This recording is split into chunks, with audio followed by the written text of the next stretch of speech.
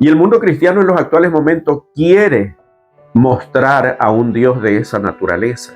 No es que los mandamientos fueron dados para los judíos, muy a lo contrario de lo que el mundo cristiano trata de convencer ahorita a las personas, que Dios nos salva no importa cómo seamos. Dios nos encuentra y nos acepta como somos, pero su poder transformador hace de que no sigamos siendo los mismos. ¿Cuál es el mandato de Dios en los actuales momentos para curarnos del egoísmo? Un saludo, apreciado hermano y apreciada hermana. Estamos listos para el repaso de la lección número 6, correspondiente al sábado 9 de agosto del 2025. Se titula A través del Mar Rojo. El texto para memorizar lo encontramos en Éxodo capítulo 14 y versículos 13 y 14. Y Moisés dijo al pueblo: no temáis, estad firmes y ved la salvación que Jehová hará hoy con vosotros, porque los egipcios que hoy habéis visto, nunca más para siempre los veréis. Jehová peleará por vosotros, y vosotros estaréis tranquilos. Siempre que abrimos y estudiamos las Sagradas Escrituras, hay que pedir la dirección de Dios para que pueda iluminarnos y entender sus enseñanzas. Oremos.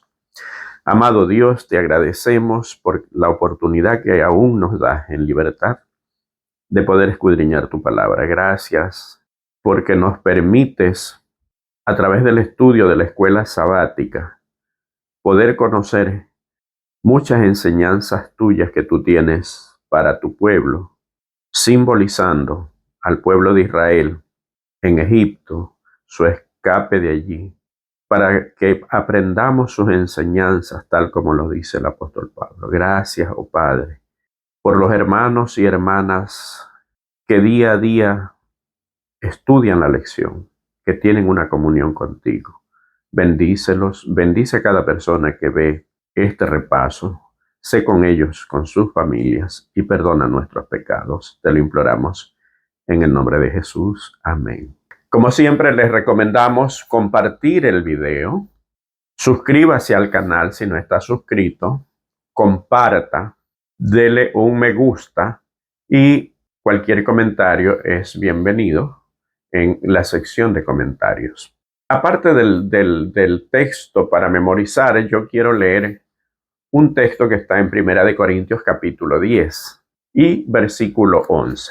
Y estas cosas les acontecieron como ejemplo y están escritas para amonestarnos a nosotros, a quienes han alcanzado los fines de los siglos. Y el versículo 12 dice: así que el que piensa estar firme, mire que no caiga. ¿Por qué leo este versículo? El contexto de este pasaje es precisamente el pueblo de Israel y todas las enseñanzas que a través del desierto nos dan a nosotros. El libro de Éxodo es un libro muy rico en simbología bíblica.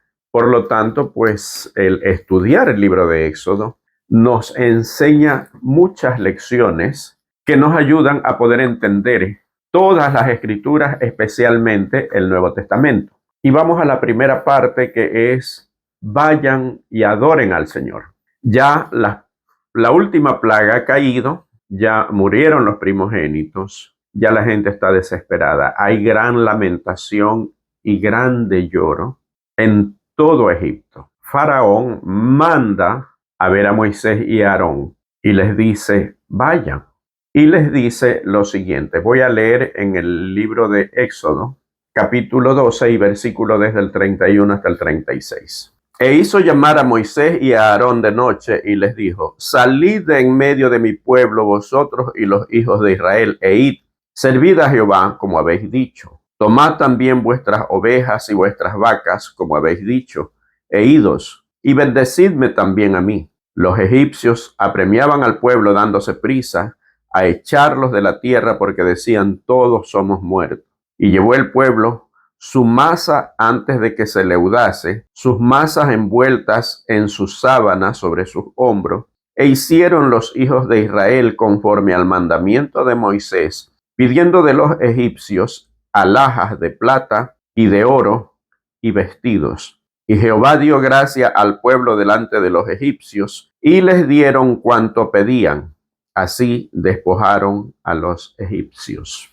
Como habíamos visto en lecciones anteriores, en las guerras que se hacían anteriormente en el Antiguo Testamento, el vencedor despojaba de todas sus riquezas al pueblo vencido. Se le llevaba todo lo que era de valor y se llevaban a las mujeres vírgenes y se llevaban a los niños. Era una forma de mostrar su victoria. En el caso de Dios, hace algo particular. Son los mismos egipcios que voluntariamente les dan. Ellen White dice que estaban cobrando todos los haberes no cobrados o que los egipcios no les pagaron durante todos los años de esclavitud. Obviamente muchas personas habían muerto, pero yo diría, según lo narra la Biblia, que hasta cobraron por aquellos que habían muerto y que nunca avanzaron a cobrar, porque fue generoso. Y luego vemos más adelante todo lo que hicieron con aquellas joyas, con aquellas cosas de valor. La construcción del tabernáculo, e inclusive hasta lo utilizaron mal para construir un becerro de oro. Pero todo esto porque dice la Biblia que los egipcios estaban presurosos, estaban ansiosos para que los israelitas salgan de su tierra. Más o menos algo le había ocurrido a Abraham. ¿Se acuerdan cuando Abraham dijo acerca de su esposa, es mi hermana? Pues lo mismo le dijeron a Abraham, vete de aquí porque no sea que alguien de verdad se enamore de tu esposa o la quiera tomar por mujer y nos va a traer tremendo mal. Hay personas que consideran y que son juiciosas y conscientes de que atentar contra un hijo de Dios es difícil porque trae sus consecuencias. Los egipcios lo acababan de palpar. En primer lugar, la primera lección aquí es que Dios hace de que ellos reciban el pago justo. Quizás eres una persona que piensa que su trabajo no está siendo bien remunerado. Pues clama a Dios como hizo el pueblo de Israel. Dios se encargará de darte lo que mereces. Pero viene otra lección. Dice en el texto que acabamos de leer que llevaron la masa envuelta en sábanas antes de que se leudase. ¿Por qué llevan esto? Recordemos que antes explicarle de la manera cómo iban a salir, antes de decirles toda la logística y de qué manera iban a hacer el viaje, Dios les da instrucciones acerca de la celebración de la Pascua. Y como parte de la celebración de la Pascua, al día siguiente debían comer los panes sin levadura. Bueno, digo al día siguiente porque ya en la puesta del sol empezaba el día siguiente. Ellos tenían que matar el cordero el día 14. El día 15, que empezaba la puesta del sol del día 14, tenían que comer panes sin levadura por 7 días. Ellos no podían permitir que la masa se leudase. Y aquí hay otra enseñanza, no importa las circunstancias, en todas las circunstancias, ellos estaban en una situación apremiante porque tenían que salir rápido, pero aún así hicieron todo lo posible de ingeniárselas para que la masa no se leude y por lo tanto no atentar contra el mandamiento que Dios le había dado y se lo había dado recientemente. Obviamente el sacrificio que simbolizaba la muerte de Cristo, es verdad que vino desde el Génesis en el capítulo 3 y versículo 15, que todo el mundo lo conoce. Pero la celebración de la Pascua como tal se la da en ese momento. Ellos tenían que guardar el mandamiento que Dios le había dado y buscan la forma de hacer que la masa no se leude, porque eso era pecado. Luego de esto, la tercera reflexión de esta primera parte de la lección, para ser concreto, y que es cuando Faraón le dice, está bien, vayan a adorar y bendíganme a mí también. Ya se había dado cuenta que Dios bendecía a las personas a través de sus siervos, a Aarón y Moisés. Bendecidme a mí también. Y aquí está la enseñanza. Se arrepintió Faraón. Se convirtió. De verdad, ahora sí, Faraón entendió el mensaje de Dios. Pues no. Y aquí es donde vemos, y es bueno analizar, lo que es un verdadero arrepentimiento y lo que no es un arrepentimiento. El mejor concepto de arrepentimiento que se pueda saber es el que da Ellen White, el espíritu de profecía. ¿Qué es el verdadero arrepentimiento? ¿Qué es el arrepentimiento? Dolor por el pecado y abandono del mismo. ¿Tenía Faraón dolor por lo que había hecho y quiso abandonar su necedad? Pues no, porque ya vamos a ver la siguiente parte. Entonces, ¿por qué pidió que lo bendijeran o que lo bendigan? Sencillo, porque estaba cosechando las consecuencias de su pecado, de su necedad, de no reconocer al Dios verdadero, de rechazar todas las oportunidades que Dios le había dado para arrepentirse y que inclusive le dio como última oportunidad el arrepentimiento cuando vino el destructor, como dice la Biblia, y mató a todos los primogénitos.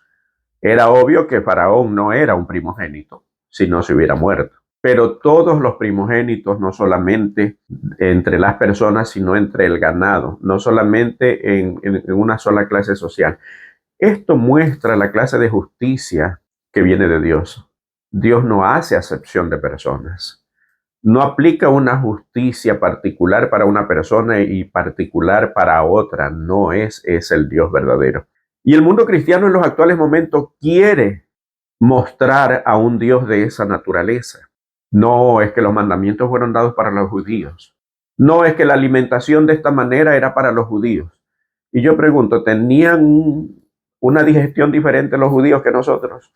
¿El pueblo de Israel tenía una digestión diferente? No, absolutamente. Por el contrario. Y miren que la ciencia cada vez da la razón a la Biblia, pero aún así la necedad del ser humano, la concupiscencia, como dice el apóstol Pablo, lo lleva a ir en contra de lo que Dios ha establecido.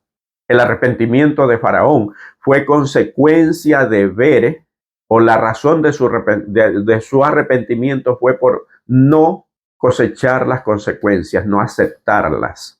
¿Qué clase de arrepentimiento hemos mostrado nosotros? ¿Estamos dolidos por el mal que hemos hecho contra nosotros mismos, contra nuestro prójimo? ¿O simplemente estamos cosechando las consecuencias y eso es lo que nos duele?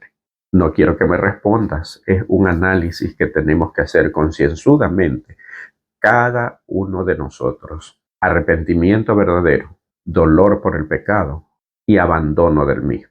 Muy a lo contrario de lo que el mundo cristiano trata de convencer ahorita a las personas, que Dios nos salva no importa cómo seamos.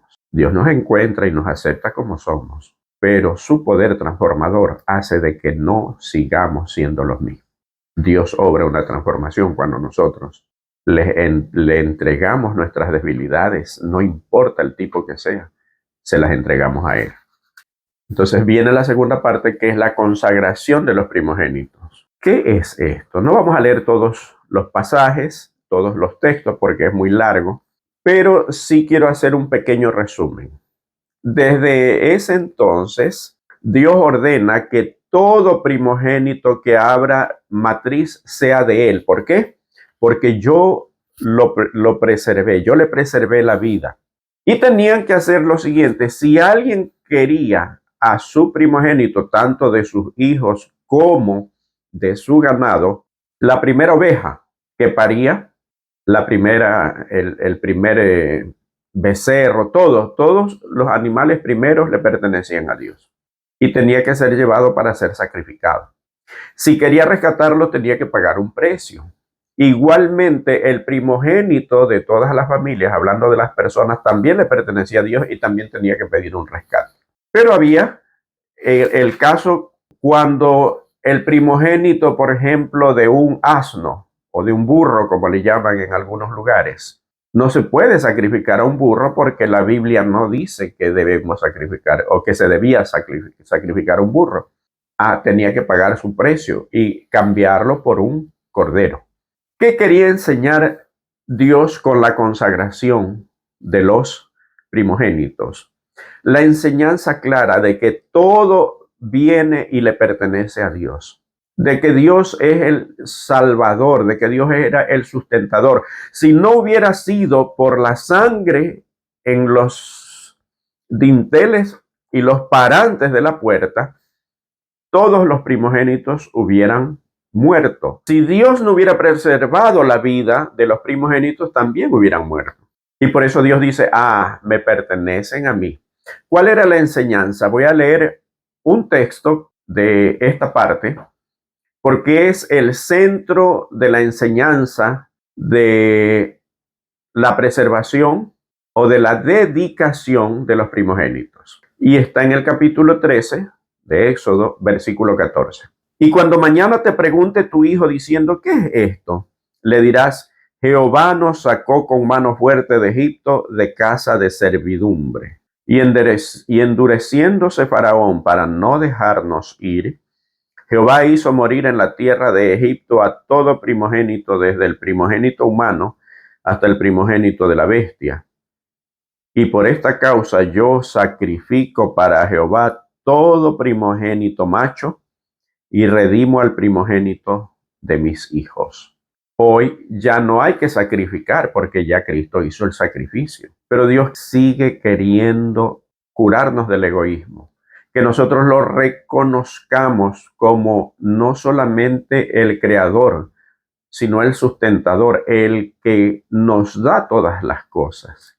¿Cuál es la señal actual? ¿O cuál es el mandato de Dios en los actuales momentos para curarnos del egoísmo?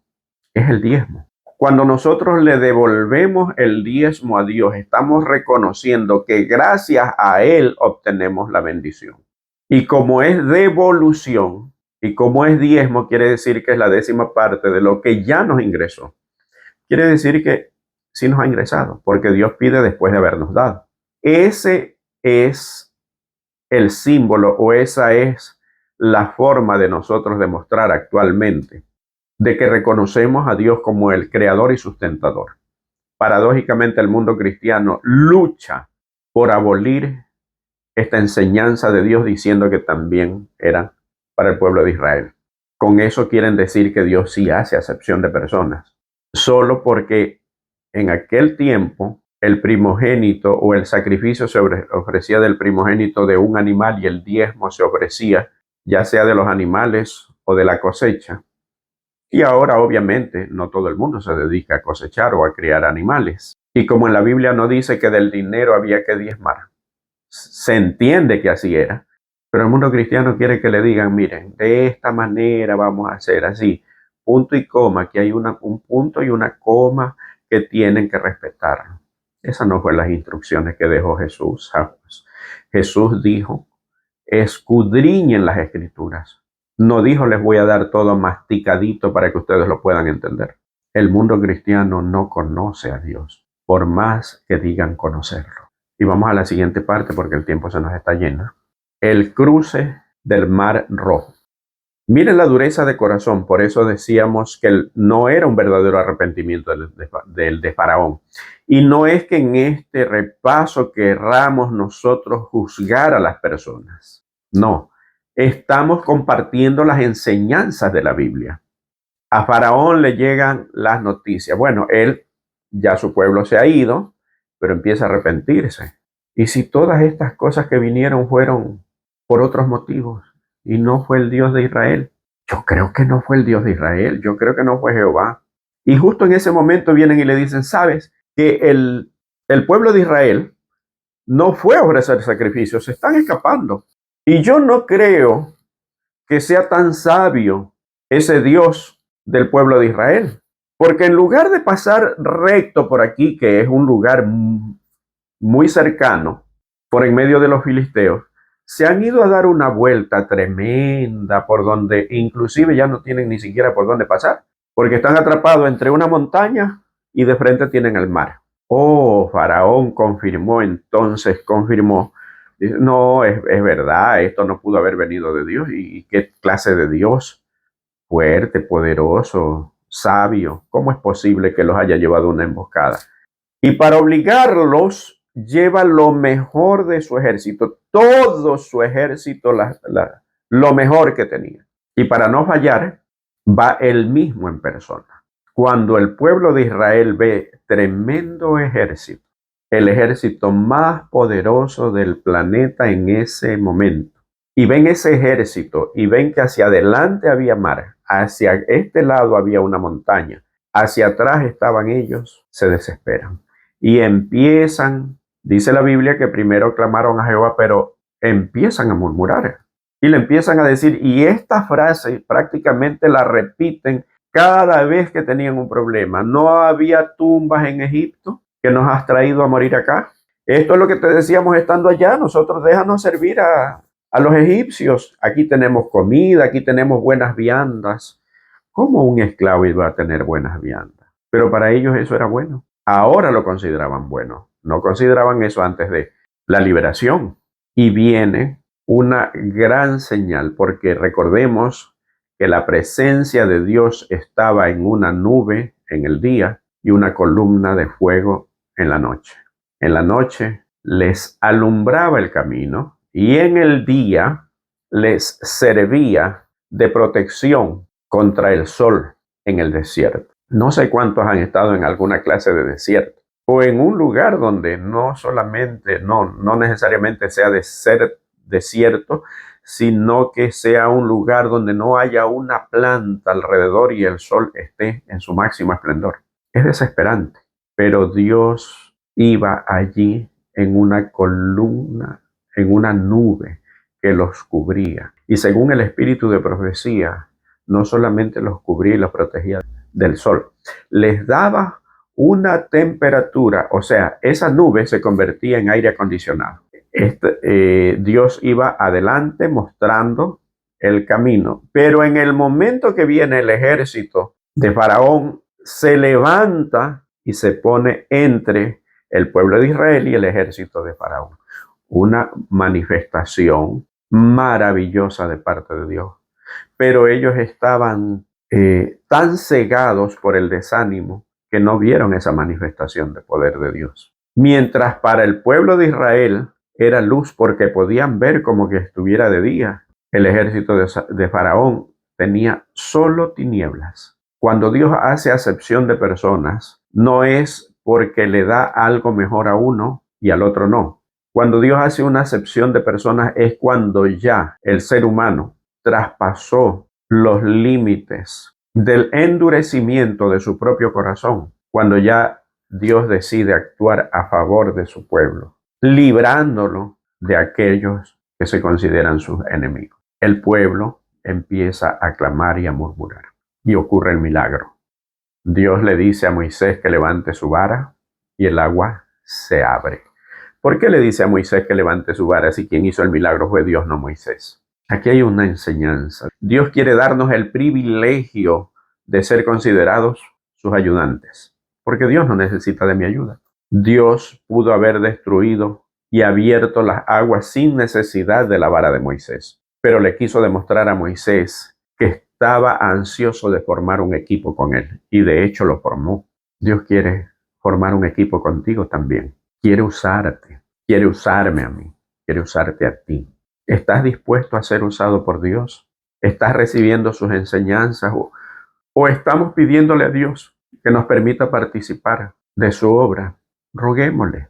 La mies es mucha y los obreros pocos. Dios te necesita. No porque tenga necesidad del ser humano para hacer su obra, no. Te necesita para transformar tu vida y la mía. Una persona que enseña, por ejemplo, es la que más aprende. ¿Por qué? Porque el aprendizaje del que enseña es un aprendizaje que jamás se borra. Dios quiere la acción. Paradójicamente, vuelvo a lo que enseñan en el mundo cristiano en los actuales momentos. Que yo no tengo que hacer nada. Que Dios me va a salvar igual. Que la salvación es por gracia, y es verdad. La justificación es por gracia. Pero Jesús enseñó que la salvación es por obra. Y no estoy diciendo herejía. ¿Por qué? Porque una vez que tú eres justificado, Dios te transforma. El Espíritu Santo obrando en ti hace que obres. que nazcan obras, como dice el apóstol Pablo en Efesios, son obras que Dios preparó desde antes de que nosotros naciéramos, desde antes de la fundación del mundo para que nosotros andemos en ella. Y Jesús dice que cuando Él venga en las nubes de los cielos pagará a cada uno según su obra. ¿Qué decimos a eso? Dios quiere que tú obres. Si es que has recibido su gracia, si es que has recibido su salvación, no puedes permanecer inactivo. Y viene la siguiente parte, avanzando por fe. Y esta parte yo sí quiero leer y hacer hincapié en el resumen que hace la lección en la parte del día miércoles. ¿Por qué? Todo lo que Dios hace, a pesar de la falta de fe, a pesar de la murmuración del pueblo, Dios cumple su parte. Dios nunca se echa para atrás, como diríamos en mi país. Dios nunca te falla, es el ser humano el que falla. Somos nosotros los que nos alejamos de Dios, nos resentimos y culpamos a Dios de cosas de las cuales no tiene la culpa. Están aparentemente en un problema sin solución. ¿Cuál es la primera instrucción? Éxodo 14:13. No temas. ¿Tienes algún problema que crees sin solución? La enseñanza es no temas. Pero capaz has de decir, sí, es muy fácil decirlo, pues. Mi querido hermano, mi querida hermana, todos los que quieran vivir piadosamente en Cristo Jesús padecerán persecución, dice la Biblia. Pero no solamente persecución, tribulación, problemas. Entre más queremos permanecer fieles a Dios, más el enemigo nos pondrá trabas en el camino. Y son dificultades temporales porque Dios ya tiene la solución. Marchen, pero la parte primera es no teman. En el mismo versículo, manténganse tranquilos. Es difícil en los momentos cuando apremia la situación mantenerse tranquilo. Pero es ahí cuando debemos recurrir a Dios. ¿Por qué? Porque dice la siguiente parte, hoy verán la salvación que Dios les dará. Yo me pongo a pensar, ¿qué hubiera pasado si Daniel hubiera cedido en el momento que le dieron o le sugirieron participar del banquete del rey? Y eso vimos recientemente en el estudio de la lección. O si Daniel hubiera obedecido el mandato de que no podía orar a Dios, no tuviéramos como enseñanza, no tuviéramos esa enseñanza de la Biblia tan hermosa, de la forma tan milagrosa como Dios lo salvó. ¿Cómo es que en el foso de unos leones hambrientos, Daniel durmió tranquilo, mientras el rey en su cama increíble, que nadie la tenía sino solamente él, no pudo dormir? Dios quiere que nosotros tengamos nuestra propia experiencia con Él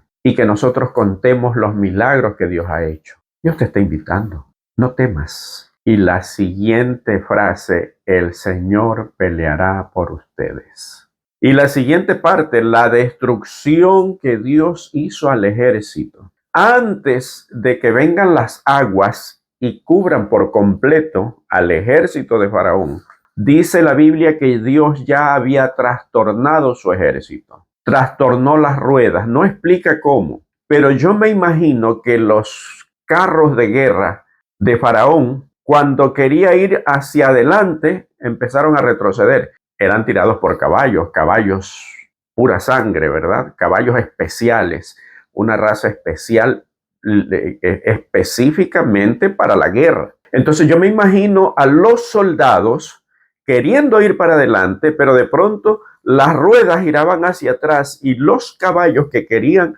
ir hacia adelante y de pronto se sienten arrastrados. Dios quería demostrar que Él estaba peleando. ¿Se acuerdan de la victoria de Jonatán con su escudero? La Biblia dice que Dios trastornó el ejército de los filisteos y Jonatán le dice a su escudero, a su criado, vamos al campamento de los filisteos. Inclusive dice la frase que esperaba escuchar. Y sabremos que Dios habrá entregado a los filisteos. Y ellos sufren como de ceguera, empiezan a pelearse entre ellos y a matarse entre ellos. Y solamente Jonatán y su escudero prácticamente los exterminaron porque entre ellos ya se estaban matando. Así es como actúa Dios. Dios no quiere que los méritos, que nosotros nos envanezcamos diciendo que es nuestra la victoria o que gracias a nosotros se realizó la victoria. Hay una campaña, se ganan muchas almas, no es el evangelista, no es la estrategia, no es la organización. Todo eso es necesario porque Dios quiere que nosotros participemos, pero Dios es quien da la victoria. Bendito sea Dios. Tenemos un Dios todopoderoso que trabaja a favor nuestro. Qué privilegio, qué gozo de saber que estamos del lado del vencedor y que aún siendo indignos, Dios nos invita a participar de esa victoria. Es como que en un partido, una final de campeonato, un campeonato mundial, participan solamente 11 jugadores, pero sin embargo premian a todo el equipo. Nosotros, ¿qué hacemos? Nada. Como Jesús le dijo a los discípulos, cuando ustedes hayan terminado su labor, dirán, siervos inútiles somos, porque aquello que debimos hacer hicimos. Y ese es el privilegio que Dios nos da. Bendito sea Dios. Alabemos a Dios por eso. Y Dios quiere participar contigo. Quiere formar un equipo así como formó con Moisés. Y la última parte, el cántico de Moisés y de María. Aquí hay un simbolismo. No quiero leer todo el pasaje porque es muy extenso, pero es maravilloso este cántico. Pero ¿por qué digo que es un simbolismo? Quiero centrarme en el simbolismo. Porque en el libro de Apocalipsis, capítulo 15 y versículos desde el 2 al 4, quiero leer lo siguiente. Vi también como un mar de vidrio mezclado con fuego, y a los que habían alcanzado la victoria sobre la bestia y su imagen, y su marca y el número de su nombre, en pie sobre el mar de vidrio, con las arpas de Dios. Y cantan el cántico de Moisés, siervo de Dios, y el cántico del Cordero, diciendo, grandes y maravillosas son tus obras, Señor Dios Todopoderoso. Justos y verdaderos son tus caminos, Rey de los santos. Esa es la invitación para nosotros. Dios quiere que nosotros cantemos en la Canaán celestial el cántico de Moisés y el cántico del Cordero. El cántico de Moisés exaltaba a un Dios que había convertido en nada el ejército más poderoso de ese momento. El cántico de Moisés y del Cordero exaltará a un Dios que todos nuestros problemas y dificultades los convirtió en nada a fin de que nosotros lleguemos a heredar la vida eterna. Es una invitación para ti, una invitación para mí. No te conozco, no te he visto. Es posible que algún día nos conozcamos, pero si no, yo quiero conocerte allí en el reino de los cielos. Y de pronto cantamos juntos este cántico, el cántico de Moisés y el cántico del Cordero. Cantaremos las maravillas de ese Dios todopoderoso que está con nosotros. Y Dios no miente. Si Dios dice que está con nosotros es porque lo está. Quiero que esa sea tu certeza en esta semana y al comenzar la siguiente semana, que tendremos un nuevo estudio, siga siendo tu certeza. Si Dios lo prometió, es porque Dios está allí con nosotros peleando nuestras batallas. Que el Señor te bendiga. Y recuerda, comparte la lección. Suscríbete al canal si no lo has hecho. Dale me gusta y deja un comentario. Todo esto ayuda a que la lección le salga como sugerido a muchas más personas y de esa manera puedan conocer el mensaje. No sabemos cómo Dios puede obrar, inclusive para alguna persona que está tan desanimada y en ese momento le sale un video y puede ser motivo hasta de encuentro con Dios y de salvación para esa persona. Esta es una forma de predicar también. Que el Señor te bendiga.